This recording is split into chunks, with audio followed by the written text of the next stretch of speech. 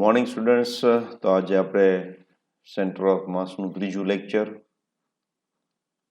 જેમાં આજે થોડાક આપણે પ્રોબ્લેમ્સ કરીશું. ટેક્સ, બિયોન્ડ ધ ટેક્સ થોડા જશું. ખાસ વિદ્યાર્થીઓને મારે વિનંતી કે પહેલા ટેક્સમાં જે છે એ તો તમે સમજવાનું છે, પરંતુ જે વિદ્યાર્થીઓ ટેક્સ કરી નાખ્યો હોય એના માટે એડિશનલ આપવું જરૂરી છે. અને જે આજે હું થોડી વાત કરવાનો છું તે થોડાક એડવાન્સ લેવલે જવાનું થાય છે. બહુ તો જ નહીં, પણ પછી આપણે ધીમે ધીમે પ્રેક્ટિસ ચોક્કસ કરીશું.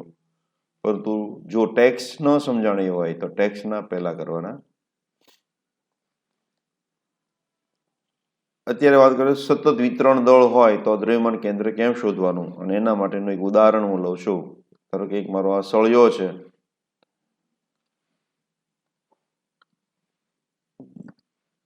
એક આપણે સળિયો લઈએ જેનો એક છેડો એ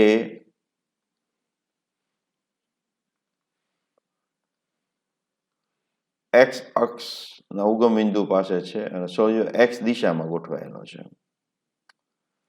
બરાબર, એક્સ દિશામાં ગોઠવાયેલો છે. સળિયાની લંબાઈ એલ છે અને એનું દળ એમ છે. ન આપ્યું હોય તો બી ચાલે, અથવા તો રેખી ઘનતા આપેલી હોય તો કે એલ લંબાઈના સળિયાનું દ્રવ્યમાન કેન્દ્ર એના ભૌમિતિક કેન્દ્ર પાસે જ આવશે L/2, અને એ આપણે પ્રૂવ કરવું છે. L/2 આવશે, ચોક્કસ ખાતરી છે આપણને. તો કઈ રીતે આ આપણે L/2 મેળવવું? આપણી ફોર્મ્યુલા છે સતત વિતરણ માટે XCM બરાબર સંકલન XDM અપોન કુલ દળ, અદરવાઇઝ સિગ્મા ડીએમ કરો તો બી ચાલે. તો મેથડ સમજ્યો, એક પ્રોબ્લેમ તરીકે નહીં એટલે આપણે મેથડને સમજવાની છે. તો આ સળિયો ઘણા બધા ભાગોમાં વહેંચાયેલો હોય અને એમાંનો એક નાનકડો ભાગ હું એટલો લઉં છું, જેની પહોળાઈ dx છે અને દળ dm છે. એટલે કે dx લંબાઈનો તથા dm દળનો હોય તેવો અતિ નાનો સળિયાનો ભાગ લઈએ. બરાબર, અને એનું દ્રવ્યમાન કેન્દ્ર ક્યાં હશે? એક્સ પાસે જ હશે. આ ધારો કે અંતર એક્સ છે, તો એનું દ્રવ્યમાન કેન્દ્ર ક્યાં હશે? એક્સ અંતર હશે, કારણ કે નાનકડો ભાગ છે, બિંદુવત છે, એટલે એનું દ્રવ્યમાન કેન્દ્ર એક્સ જ હશે.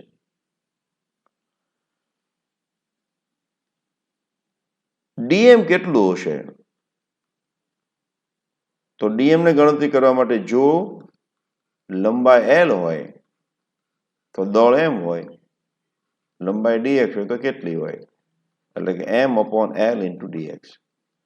અને આ જે m/l આવે ને રેખી ઘનતા પણ કહેવાય છે. શું કહેવાય છે? રેખીય ઘનતા. ઘનતા ત્રણ પ્રકારની હોય, દળ ઘનતા ત્રણ પ્રકાર: રેખી ઘનતા, પૃષ્ઠ ઘનતા અને કદ ઘનતા. અને એનો એકમ થાય છે કિલોગ્રામ પ્રતિ મીટર, જેને લેમડા દ્વારા આપણે ઓળખીએ છીએ. ઘણી વખત આનો ઉપયોગ થશે, યાદ રાખજો. તો હું લેમડા લખું છું ઇન્ટુ dx, એટલે કે m/l × dx. આવું થઈ ગયું. તો ડીએમ ની કિંમત એટલી આવશે, જેની કિંમત અહીંયા મૂકી દઉં છું. તો XCM આપણું થશે, XCM બરાબર શું થશે? સંકલન XDM ની જગ્યાએ આપણે શું લખવાનું છે? m/l × dx upon m. હવે વિચારવાનું છે મારે સંકલન ક્યાંથી ક્યાં સુધી કરવાનું છે. તો તમે જો x અહીંયા છે, તો ઓછામાં ઓછા x ની કિંમત કેટલી? અહીંયાથી શરૂ થશે અને અહીંયા પૂરી થશે. તો x ની કિંમત મારે 0 થી શરૂ કરીને x બરાબર l સુધી જવું પડશે. બરાબર. જો આ અક્ષને મેં વચ્ચે ક્યાંક લીધું હોત તો -L/2 થી +L/2 કરત. આ બાજુ લીધું હોત તો -L થી 0 કરે. તો લિમિટ લઈ લઉં છું 0 થી L. અત્યારે આ m છે એ બહાર આવશે એટલે કેન્સલ થઈ જશે. એની સાથે L અચળ છે એટલે 1/L બહાર લઈ લઉં એટલે આપણી પાસે સંકલનમાં આવશે 0 થી L x dx. હવે તો સિમ્પલ થઈ ગયું. x નું સંકલન શું થશે? x²/2 0 થી L. લિમિટ મૂકી દઈએ એટલે L²/2 અને એક L તો છે જ એટલે આપણી પાસે આવશે જવાબ L/2. તો xcm કેટલું દૂર આવશે? L/2. અને જે આપણે અગાઉ કીધું હતું L/2 આવવું જોઈએ ને આવે છે. એટલે આ મેથડથી આપણે કર્યો. અત્યારે આ રેખીય જે સળિયો છે એ યુનિફોર્મ થિકનેસનો છે, બધી જગ્યાએ સમાન જાડાઈ છે. એટલા માટે આપણે આ ફોર્મ્યુલા વાપરી શક્યા m/L × dx. પણ જો જેમ દૂર જઈએ એમ જાડાઈ વધતી જતી હોય કે ઘટતી જતી હોય તો પછી લેમડા અચળ ન હોય. લેમડા અચળ ન હોય તો મારે જુદી રીતે કરવું પડે. ખબર પડી? અત્યારે શું છે? લેમડા અચળ છે એટલે સીધું એમ કીધું કે L લંબાઈ તો m તો dx હોય તો કેટલું. જેમ દૂર જેમ જાડાઈ વધતી જતી હોય તો આ સૂત્ર આપણે વાપરી શકીએ નહીં. બરાબર. તો એવો એક દાખલો આપણે કરીએ એટલે તમને વધારે આઈડિયા આવશે કે લેમડા જે છે એ કેવું છે તો કે kx છે. k એક અચળ છે. અચળ 2, 5 ગમે હોઈ શકે. લેમડા અચળ નથી. આ શું છે? રેખીય દળ ઘનતા. આવું જો હોય તો દ્રવ્યમાન કેન્દ્ર શોધો L લંબાઈના સળિયા માટે. તો અહીંયા આગળ તમે જોશો આજે આપણે m/L અહીંયા મૂક્યું એની મારે શું મૂકવું પડશે?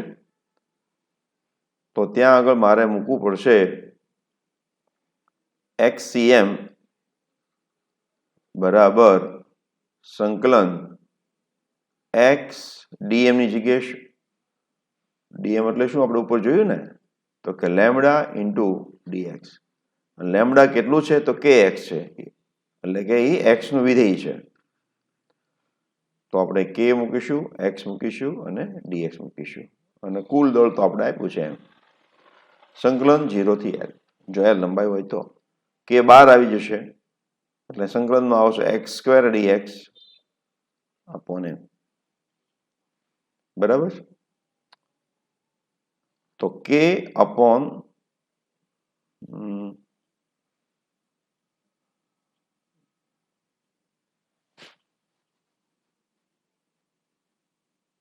લેમડા m/L છે એટલે આ kx જ છે. ઓકે. તો k અચળ છે, બહાર લઈ લઉં છું એને બહાર અહીંયા m આવી જાય અને હું સંકલન કરવાનો છું તો x³/3 થઈ જશે. બરાબર છે. શું થઈ જશે? x³/3 થઈ જશે 0 થી L. તો આપણી પાસે શું જવાબ આવશે? k L³/3m. k એક તમારો શું છે? અચળ છે જેના પરિમાણ હશે kg/m². kg/m². તો કિલોગ્રામ આની સાથે કેન્સલ થઈ જશે અને 1 મીટર સ્ક્વેર છે એ પણ કેન્સલ થઈ જશે. તો જવાબ શું આવે? મીટરમાં આવે. તો k એક એવો અચળ છે kg/m² ના ફોર્મમાં છે. તો હવે તમારે k ની કિંમત ધારો કે આપી હોય, m ની કિંમત આપી હોય તો તમારે કિંમત મૂકી દેવાની. તો તમારું દ્રવ્યમાન કેન્દ્ર આપણે શોધી શકીએ. તો હવે તમે જોશો L/2 નહીં આવે પણ કંઈક જુદું આવશે. L/2 નહીં આવે પણ કંઈક જુદું આવશે. તો જ્યારે રેખી વિતરણ હોય તો તમારે આવી રીતે પ્રશ્નને સમજવાનો છે અને સોલ્વ કરવાનો છે. બરાબર. હજી આપણે એક ઘન ગોળો હોય તો એનું દ્રવ્યમાન કેન્દ્ર અર્ધ ગોળો એટલે પછી પોલો ગોળો હોય અડધો તો એનું દ્રવ્યમાન કેન્દ્ર ક્યાં આવે? શંકુ હોય, કોન આકાર હોય, તો એનું દ્રવ્યમાન કેન્દ્ર ક્યાં આવે એની આપણે પ્રેક્ટિસ ચોક્કસ કરીશું, પરંતુ એ આગળના લેવલનું છે. નીટમાં એવા પ્રકારના પ્રશ્નો આવતા નથી. JEE મેઇનમાં આવી શકે, તો જે વિદ્યાર્થીઓ JEE મેઇન હોય એના માટે જ રહેશે, નીટવાળા માટે એની જરૂર નથી, તો એને એવોર્ડ કરે તો પણ ચાલશે. હા, સમજવા પૂરતું કરવાનું કે આવી રીતે સંકલન કરી શકાય. બરાબર, બહુ સ્પષ્ટ કહું છું, તો એ લોકોને ખાલી સમજવાનું છે. અને જેને બહુ સરસ નીટમાં કરવું હોય તો એના માટે ચોક્કસ કરી શકાય, પરંતુ જ્યાં સુધી ટેક્સ અને સિમ્પલ પ્રશ્નો આપણે ન આવડતા હોય ત્યાં સુધી બીજું બહુ કરાય નહીં. એક બીજો પ્રશ્ન છે, 3 કણોના તંત્ર છે અને રેખી વેગમાન આપેલા છે. બરાબર, તો તન્યમતન દ્રવ્યમાન કેન્દ્ર આટલું હોય તો કુલ દળ શોધવાનું છે. રેખી વેગમાન આપેલા છે એટલે આપણને P1 આપ્યું છે 1, 2, 3, P2 આપ્યું છે 4, 5, 6 અને P3 આપણને આપ્યું છે 5, 6 અને 7. વેગ આપણને આપેલો છે કોનો? દ્રવ્યમાન કેન્દ્રનો. એટલે VCM આપણી પાસે શું છે? 30, 39 અને 48 મીટર પ્રતિ સેકન્ડ. અને આ બધું કેમાં છે? કિલોગ્રામ મીટર પ્રતિ સેકન્ડમાં, SI પદ્ધતિમાં. હવે VCM નું આપણું સૂત્ર છે VCM એટલે કે M1 V1 plus M2 V2 plus M3 V3 divide by M1 plus M2 plus M3. આ તમને આપ્યું છે 30, 39 અને 48. હવે M1 V1 ખુદ આપણને આપ્યું છે 1, 2, 3, 1, 2, 3 વત્તા 4, 5, 6 વત્તા 5, 6 અને 7 છેદમાં કુલ દળ મને ખબર નથી એટલે હું M લઈ લઉં છું. હવે હું માત્ર XM ને કમ્પેર કરું, XM ની સરખામણી કરતા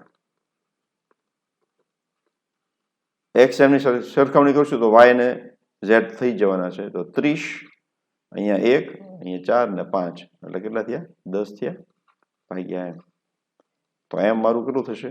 10 ભાગ્યા 30 એટલે કે 1/3 કિલોગ્રામ.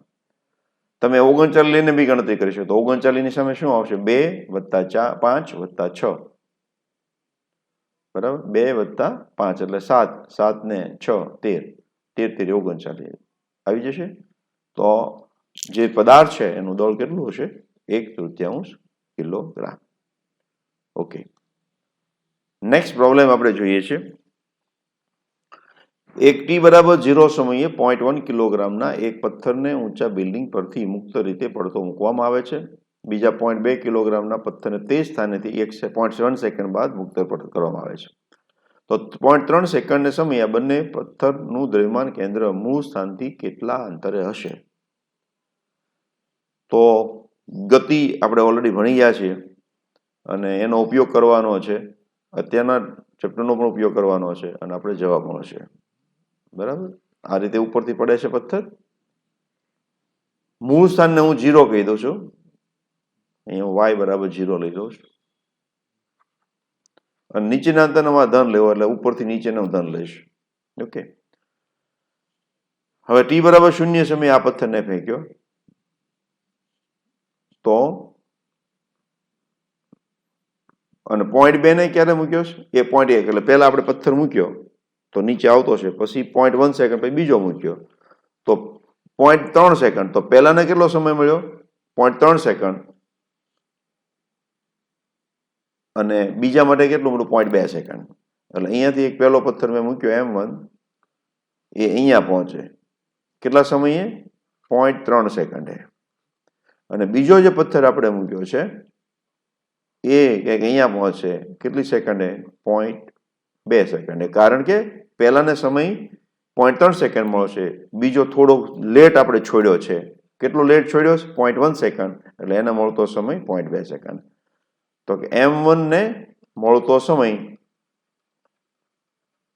બરાબર 0.3 સેકન્ડ અને M2 ને મળતો સમય બરાબર 0.2 સેકન્ડ. તો કેટલું અંતર કાપે એનું સૂત્ર છે તો અંતર બરાબર હાફ GT સ્ક્વેર આપણો સૂત્ર છે, તમને યાદ હશે. તો D1 વાત કરું તો T1 લઈશું તો 1/2 G એટલે આપણે 10 લઈ લઈએ ચાલશે મારા ખ્યાલથી, અને T1 સ્ક્વેર એટલે કે 0.3 નો વર્ગ એટલે કે 5 0.3 નો વર્ગ એટલે 0.09 9 9 5 45 એટલે કે 0.45 મીટર. એટલે આ અંતર કેટલું આવશે 0.45 મીટર.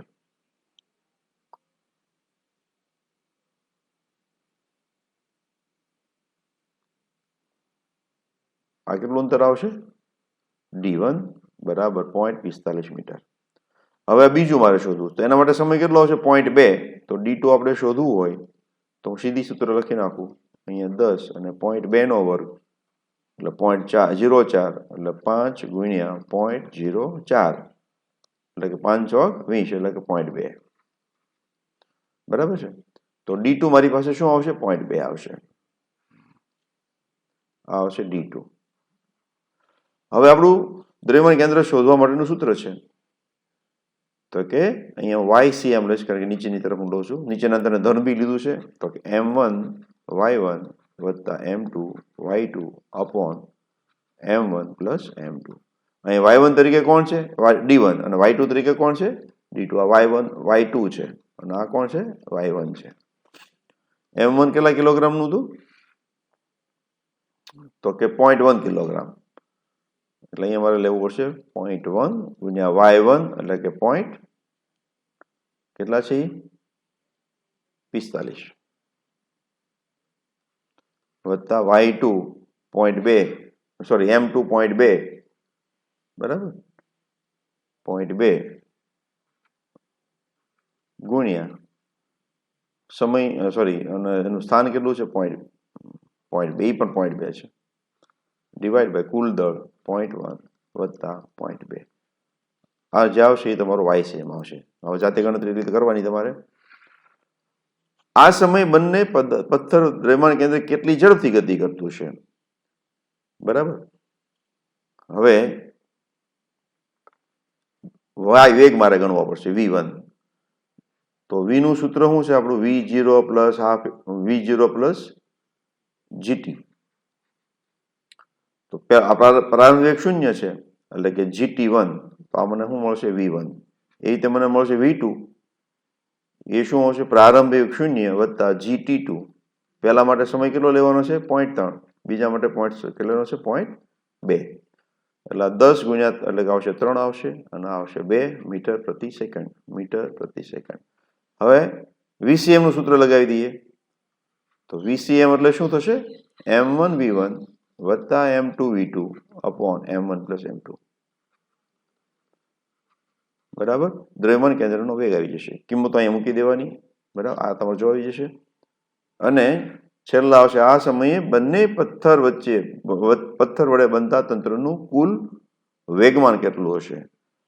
તો કુલ વેગમાન કેટલું થશે MVCM.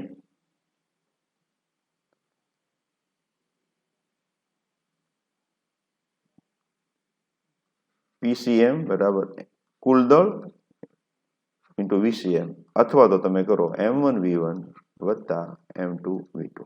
આ તમારું કુલ વેગમાન આવશે. તો આવી રીતે ગણતરી તમે પૂરી કરજો બરાબર છે.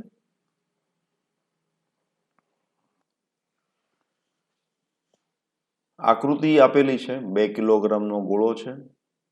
ત્રિપરિમાણનો ગોળો નથી દ્વિપરિમાણિક છે એટલે ડિસ્ક છે અને એની પર આવી રીતે બળો લાગે છે F1 F2 F3 ને F4. તો આપણો પ્રશ્ન છે દ્રવ્યમાન કેન્દ્રનો પ્રવેગ શોધો. તો જો મારે ACM શોધવું હોય તો મારી પાસે શું હોવું જોઈએ પરિણામી બળ આવવું જોઈએ ડિવાઈડ બાય M. M આપણી પાસે છે તો F આપણે શોધી કાઢીએ. તો અહીંયા આગળ 4 બળો લાગે છે તો ચારેયને અલગ અલગ દિશામાં લાગે છે એટલે ચારેય બળના આપણે X ઘટક અને Y ઘટક શોધવા પડશે. તો F1 બરાબર કેટલો છે 8 ન્યૂટન છે તો હું f1x શોધી કાઢું, f1y શોધી કાઢું. હવે આ તમે જાણો છો કે આપણે સદિશનું જ્યારે ભણ્યા હતા ત્યારે કઈ રીતે ઘટકો શોધાય. તો આ તમે જો f1 કઈ દિશામાં લાગે છે, તો ઋણ x દિશામાં લાગે છે, એટલે એને ઋણ 8 જેટલું બળ હશે x દિશામાં. y દિશામાં કેટલું છે? 0, કારણ કે y દિશામાં ઘટક નથી. x ને સમાંતર હોય એટલે y ઘટક 0, y ને સમાંતર હોય તો x ઘટક 0. આ બળ છે કઈ દિશામાં છે? ડાબી બાજુ છે, એટલે કે x દિશામાં છે, y દિશામાં લાગતું નથી. એવી રીતે f2x હું શોધી કાઢું, તો તમે થીટા છે, x દિશા આ થશે, થીટા 60 થશે, એટલે કે f2 cos 60. જો આ તરત યાદ ન આવે તો જે ઘટકો જ્યારે શીખ્યા હતા એ ચેપ્ટર તમારે રિવાઇઝ કરી નાખવું, જેથી કરીને અત્યારે સારી સમજણ પડે. f2y એટલે કે 4 sin 60 આવશે. sin 60 ની કિંમત આપણે જાણી છે √3/2, એટલે આવશે 2√3. એવી રીતે f3x, તો અહીંયા તમે જો x ઘટક અને આ બાજુ લીજે એટલે કઈ બાજુ? જમણી બાજુ આવશે, એટલે ધન આવશે, એટલે કે f3 cos 45. f3 કેટલા છે? 6, 1/√2, એટલે કે આને 3√2 કહી શકાય. f3y એ તમે જોશો તો નીચેની તરફ જાય છે, એટલે ઋણ આવશે. f3 sin 45, એટલે આવશે 6, 1/√2, પણ ઋણ આવશે, એટલે કે -3√2. આ તમને ખબર પડી ને? 3 દૂન 6 અને 2, એટલે √2 × √2, 1 √2 કેન્સલ થઈ જશે. અને છેલ્લે છે f4, તો f4x મારું કેટલું થશે? તો કે f4 cos 60, અને ધન આવશે ને, અને f4 ની કિંમત કેટલી છે? 10 ગુણ્યા 1/2, એટલે કે 5 ન્યૂટન. અને f4y બરાબર f4 sin 60 10 ગુણ્યા √3/2, એટલે કે 5√3. બરાબર? બધા બળ આવી ગયા. હવે મારે શું શોધવાનું? fx શોધવાનું. f1x વત્તા f2x વત્તા f3x વત્તા f4x. અને એવી રીતે શું શોધી કાઢવાનું? fy. f1y તો થોડું જાતે કરવું પડશે ને, એટલે ખાલી સમજાવી દઉં છું. f3y f4y. બરાબર? હવે પ્રવેગ મારે શોધવાનો છે, તો જો મારે x ઘટક પ્રવેગનો શોધવો હોય તો શું કરવું પડશે? ax બરાબર fx અપોન કુલ દળ, અને ay મારે શોધવો હોય તો fy અપોન કુલ દળ. આ જે કિંમત અહીંયા આવશે એ કિંમત અહીંયા મૂકી દઈશું આપણે, આ જે કિંમત આવશે એ આપણે અહીંયા મૂકી દઈશું, એટલે તમને ay મળી જશે અને ax મળી જશે. આ ઘટકો મળે છે. અને જો તમારે મૂલ્ય શોધવાનું કીધું હોય તો પાછું આપણે યાદ કરીએ, વર્ગમૂળમાં ax² વત્તા ay². ગણતરી તમારી પર છોડું છું, કારણ કે તો તમારે એટલી કરવી પડશે.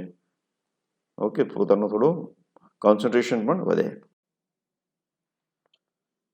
તો આજે વિદ્યાર્થી મિત્રો એક આવું સમઘન આપેલું છે. સમઘન તો નથી, પરંતુ હું માનું કે સમઘન જ છે. માની કે બધી બાજુ સરખી છે, અને એમાં બધી બાજુ સાઈડ છે 1 2 3 4 5 6, એટલે 6 બાજુ છે, અને 6 બાજુ દરેકની લંબાઈ કેટલી? 40 સેન્ટીમીટર. અહીંયા 40 છે, આ પણ 40 છે, આ પણ 40 છે.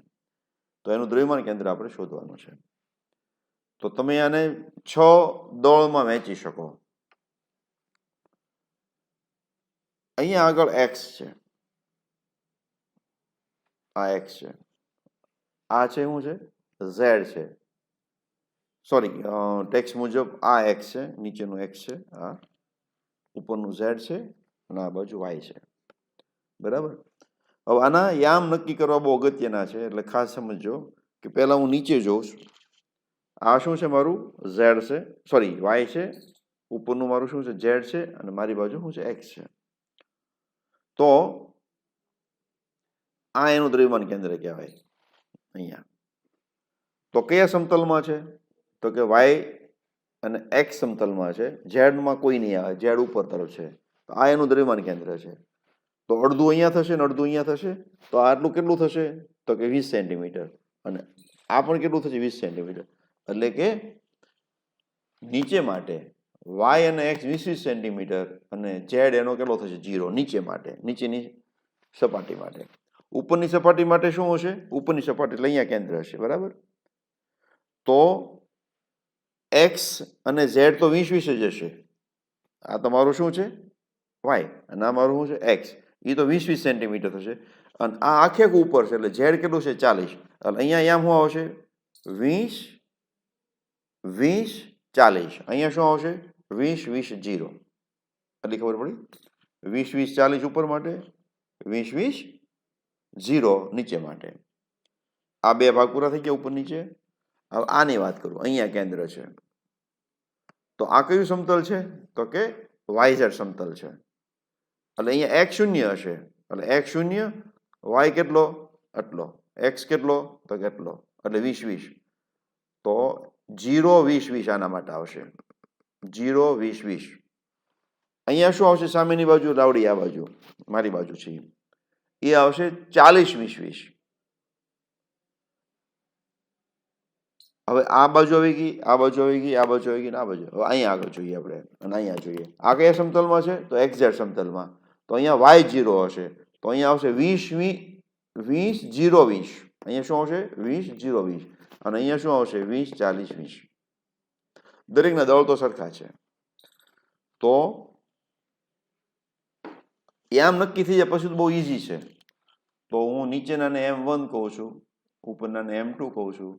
તો M1 ના યામ કયા આવશે?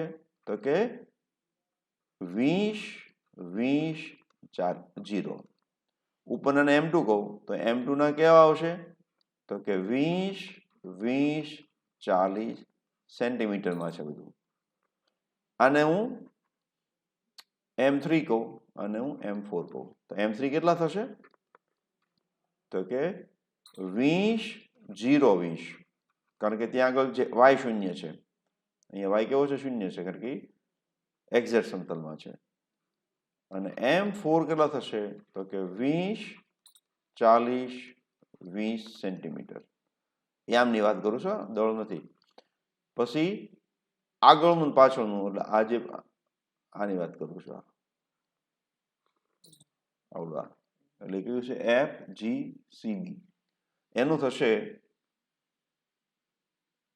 0 20 20. એને આપણે M5 નામ આપી દઈએ. 0 20 અને 20. અને જે આ જે છે EADH, એને આપણે M6 કહી દઈએ. એ થશે 40 20 અને 20. આ જો ન સમજાય તો ફરી વાર એકવાર ધ્યાન આપજો. આ નક્કી થઈ જાય પછી તો બહુ ઈઝી થઈ ગયું છે. XCM એટલે કે M1 X1 plus M2 X2 plus M3 X3 plus M4 X4 plus M5 X5 plus M6 X6 divide by, બધાના દળ સરખા છે એટલે 6 એમ કરી દો તો ચાલશે. આ બધા એમ જ છે. તો એમ ઉડી જશે એટલે 1/6. પછી તમારે સાદું રૂપ આપવાનું થાય. x1 ની કિંમત મૂકો, x2 ની કિંમત મૂકો, x3 ની બધાની કિંમત મૂકી દો. બરાબર છે? તો અહીંયા આવે 20. x2 કેટલું છે? 20 20 20 40. આ જે આવે એ તમારું શું આવશે? XCM. એ રીતે YCM અને ZCM આવશે. 20 દુ 40 20 30 60 80 120 ભાગ્યા 6 એટલે કેટલા થશે? 20 સેન્ટીમીટર. તો XCM તમારું 20 સેન્ટીમીટર આવશે. એ રીતે YCM 20 જ આવશે અને ZCM પણ 20 આવશે. હવે શું કીધું છે તમે જુઓ.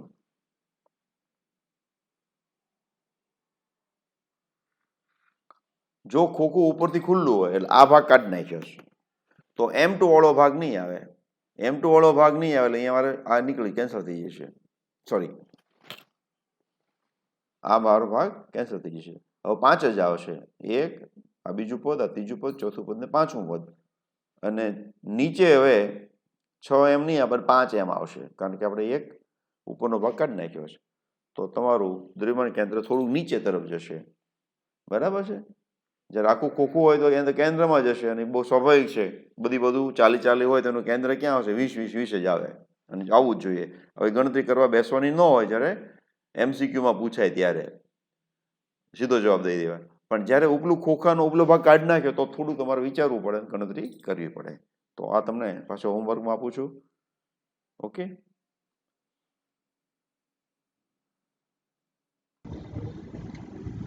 તો ટૂંકમાં આપણે જોઈએ તો બે તંત્ર માટે દ્રવ્યમાન કેન્દ્ર શોધવા માટે સૂત્ર શું હતું? m1x1 + m2x2 / m1 + m2. y શોધો તો m1y1 + m2y2 / m1 + i2. બરાબર. n કણું તંત્ર હોય તો મારે XYZ તો શોધી શકું, પરંતુ હું ઇન શોર્ટ આવી રીતે બનાવું m1r1 + m2r2 + mnrn / કુલ દળ. વેગ શોધવો VCM તો આપણે વિકલન કર્યું, આપણે આવું સૂત્ર લઈ આવ્યા હતા m1v1 + m2v2 અને so on. બરાબર. જો પ્રવેગ શોધવો હોય તો m1a1 + m2a2 + mn / કુલ દળ. આ બધું જ્યારે અસતત વિતરણ હોય ત્યારે. અને આપણે જાણીએ છીએ કે જો વેગમાનનું આપણે વિકલન કરીએ સમય સાથે મને શું મળે? બળ. તો F બરાબર શું થઈ જાય? MACM. જો બળ શૂન્ય હોય તો દ્રવ્યમાન કેન્દ્રનો પ્રવેગ પણ શૂન્ય હોય. બરાબર. આ આપણે મેઇન છે. અને જો સતત વિતરણ હોય તો મારે સંકલન કરવાનું છે. તો અહીંયા સુધી આપણે અત્યારે રાખીએ છીએ. ઓકે.